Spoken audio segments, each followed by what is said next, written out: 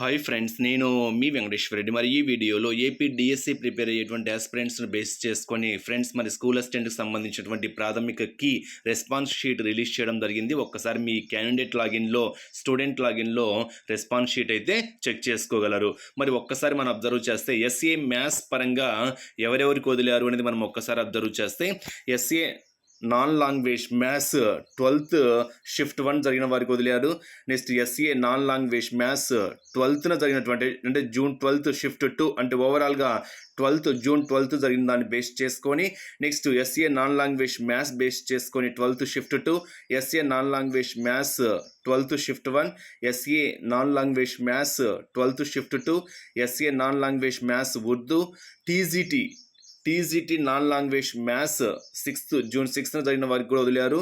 Next TGT non language maths shift 2 6th జరిగినటువంటి TGT non language maths 8th జరిగిన వారికి PGT అంటే ఇక్కడ ఓవరాల్గా స్కూల్ అసిస్టెంట్ మ్యాథ్స్కి సంబంధించి ఎస్ఏ మ్యాథ్స్ పరంగా కావచ్చు, టీజీటీ పరంగా కావచ్చు, పీజీటీ పరంగా కావచ్చు రెస్పాన్స్ షీట్ అయితే రిలీజ్ చేయడం జరిగింది.